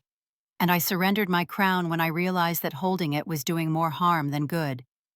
But I did not surrender my duty to you. I did not surrender my belief that we can be more than Varric wants us to become. If you believe that honor still matters, if you believe that we do not have to become monsters to survive, then find me. Stand with me. Help me stop this war before it consumes us all. The responses came slowly at first, a trickle that gradually became a stream. A few young lycans, dissidents who had never fully accepted Varric's philosophy. Then older warriors, veterans who remembered the Severance War and had no desire to repeat its horrors. Then families, whole bloodlines who saw where Varric's path led and wanted no part of it. They trickled into Thornhaven over the course of a week, each arrival a small miracle, each defection a blow against Varric's authority. By the time the count stabilized, Cormac had nearly 40 lycans who had chosen loyalty to the old ways over obedience to the new regime. It was not an army, but it was a beginning. Elder Marta worked tirelessly to coordinate with human settlements, building a network of communication and mutual support. Trade routes were re-established, this time with lycan guards to protect human merchants. Warning systems were put in place, signal fires that could be seen for miles. The beginnings of an alliance based not on power, but on shared necessity and growing trust. And through it all, Cormac felt the weight of purpose settling on his shoulders like a familiar cloak. He was not the king anymore, but he was something perhaps more important. He was the symbol of what could be. The bridge between two peoples, the living proof that Aldrich's dream had not died with him. Moira noticed the change in him. You are different, she observed one evening as they sat by the fire, planning the next day's defenses. I am what I should have been from the beginning, Cormac replied. Not a king trying to hold back the tide through force of will alone, but a warrior fighting for something worth protecting. And what is worth protecting? Moira asked, though her tone suggested she already knew the answer. This, Cormac said. gesturing to the settlement around them, to the sight of lycan and human children playing together in the fading light, humans and lycans working together, building something new from the ashes of the old. My brother saw it, your husband saw it, and I was too blind, too consumed by grief and guilt, to see it myself. But I see it now. Moira was quiet for a moment, her hand finding his across the space between them. My husband would have liked you, she said softly.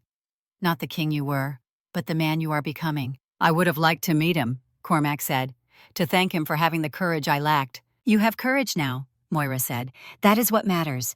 The attack, when it finally came, was not what Cormac expected.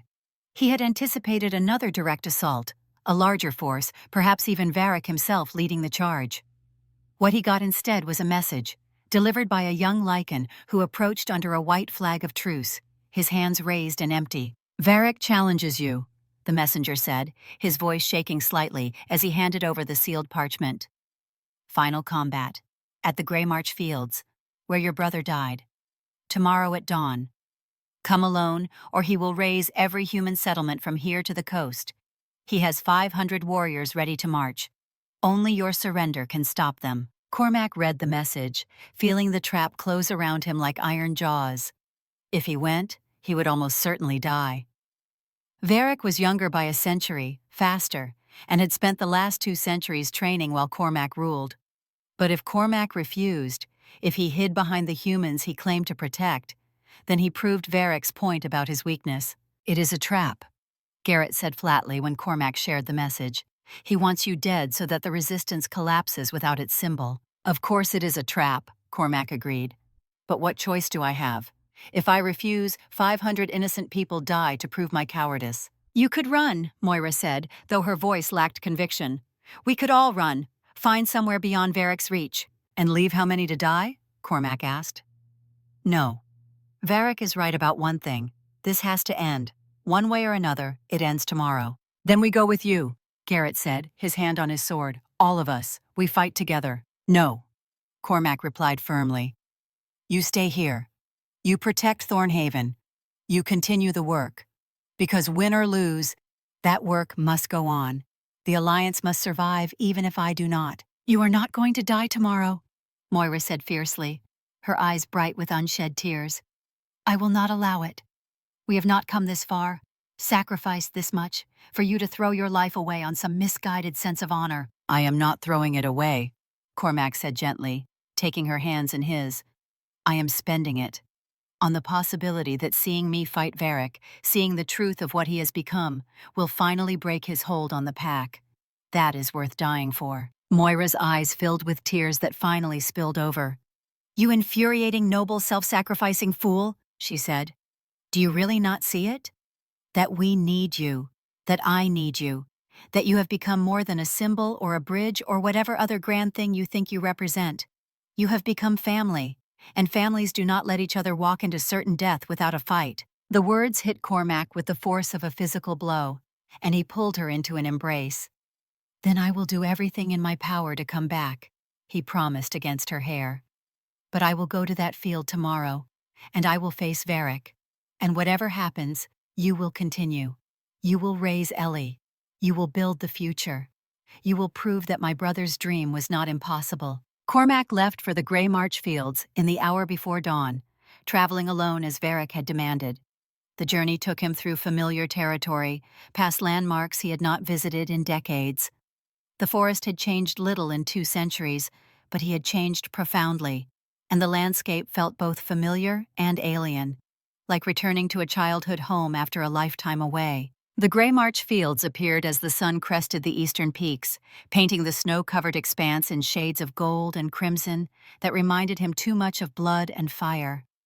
It was here that Aldrich had died, here that the Severance War had ended, here that Cormac's long burden of guilt had begun, here that it would end one way or another. Varric was already waiting, standing at the center of the field in his full lycan form, and he was magnificent and terrible. His dark fur gleamed in the morning light, his eyes burned with absolute conviction, and his stance spoke of confidence in his own righteousness. Around him, arranged in a wide circle, were perhaps 200 lycan warriors. witnesses to ensure that whatever happened here would be undeniable. Cormac approached slowly, shifting into his own wolf form as he walked. The transformation came easily now, his body and mind in harmony after years of fighting the change. He felt powerful despite his age, ready despite his exhaustion, because he finally had something worth fighting for, beyond mere survival. The two wolves faced each other across 20 feet of blood-soaked earth where Aldrich had fallen. "You came," Varric said, and there was something like satisfaction in his voice. "I did not think you would. I thought you had finally learned to value your life over your pride." "This is not about pride," Cormac replied, his voice steady. "This is about ending what you started, about giving the pack one last chance to see the truth before it destroys them." "The truth is that we survive or we die," Varric said. "Everything else is sentiment, and sentiment has no place in a world that wants us extinct." "Then let us see whose truth the pack believes," Cormac said. "Let us fight, and let them judge which of us is right." Varric smiled, showing fangs like daggers. Finally you understand. This is how it should have always been decided. Not through words and politics and endless deliberation, but through strength, through the ancient way." They charged simultaneously, two massive forms colliding in the center of the field with a sound like thunder rolling across the mountains. Claws met claws, fangs sought throats. They rolled and tore and struck with all the fury of 2 centuries of compressed conflict, of friendship turned to rivalry, of trust eroded by time and philosophy. Varric was younger, faster, stronger in raw physical terms, his muscles like coiled steel. But Cormac had something Varric lacked. He had fought longer, survived more, and he had finally found his reason for fighting that went beyond ideology and into the realm of love. The battle raged across the field, both combatants taking terrible wounds, blood staining the pristine snow crimson, neither willing to yield an inch.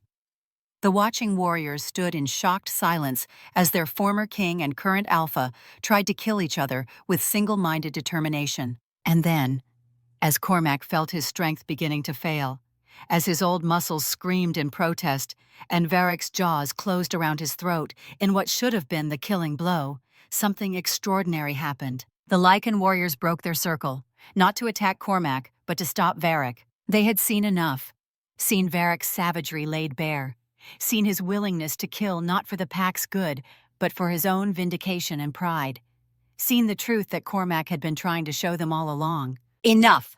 Elder Marta's voice rang out across the field, carrying with it the authority of 6 centuries. She had come, along with half of Thornhaven's defenders and the lycans who had defected to Cormac's cause, and her presence changed everything. Enough of this madness. Enough of lies and manipulation and manufactured hatred. "Varric, you are not fighting for the pack. You are fighting for yourself, and we will not allow it anymore." Varric released Cormac, turning to face this new threat, and in his eyes, Cormac saw the desperate fury of a man whose carefully laid plans were collapsing around him like a house built on sand. The former general tried to rally his warriors, tried to call them back to his vision of necessary violence. But they were done listening. One by one they lowered their weapons, one by one they turned away from him. Varric stood alone in the center of the field, the shepherd without his flock, the alpha without his pack. "It is over, Varric," Cormac said, struggling to his feet despite the pain that lanced through his body. "Your war, your manipulation, all of it. The pack has chosen. Not me, not you, but something better. Something my brother would have recognized." Varric snarled, and for a moment, Cormac thought he might charge again, might try to take them all down in one final blaze of defiant glory. But then the fight went out of him like water from a broken vessel, and he shifted back to human form, standing naked and defeated in the snow. "I was trying to save us," he said, and his voice was hollow with the weight of failure. "Everything I did was to ensure our survival." "No," Cormac replied, and his voice was gentle despite everything. "Everything you did was to ensure your vision of survival. There is a difference, and that difference is why you lost." In the aftermath, as healers tended wounds and the pack began the long, painful process of reconciliation, Cormac found Moira standing at the edge of the field. She had watched it all, her face a mask of controlled terror that only now was beginning to crack. "You came," Cormac said, limping toward her. "Did you really think I would not?" she replied, And then she was in his arms, and they were both crying, the release of tension and fear finally breaking through. 2 weeks later, as spring began to melt the winter snows and bring the promise of renewal, a ceremony was held on the Grey March fields. But this time, it was not a battlefield. It was a gathering place. Lycans and humans assembled together, hundreds of them, representing dozens of settlements and pack factions. They came to witness the signing of a new treaty, one written not by leaders behind closed doors, but by common people in open councils, debated and refined until it represented the genuine will of both peoples. The treaty established clear territories and trade agreements. It created mixed councils where both species had equal voice and equal vote. It committed both sides to transparency and accountability, to resolving disputes through mediation rather than violence. It was imperfect and incomplete, and would require constant work to maintain. But it was a beginning, a real one this time, built on shared sacrifice rather than imposed from above. Cormac stood with Moira as the signing took place, Ellie between them, holding both their hands. He wore no crown, claimed no title.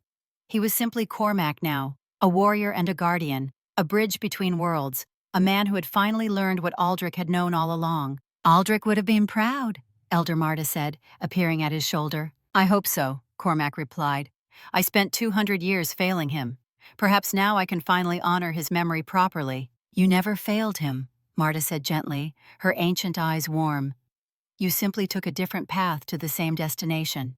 And in the end, you both arrived at the same truth, that we are stronger together than apart, that love is more powerful than hate, that hope, however fragile, is always worth protecting." As the sun set over the Grey March fields, painting the sky in shades of purple and gold and deep crimson, Cormac felt something he had not felt since Aldrich's death. Peace.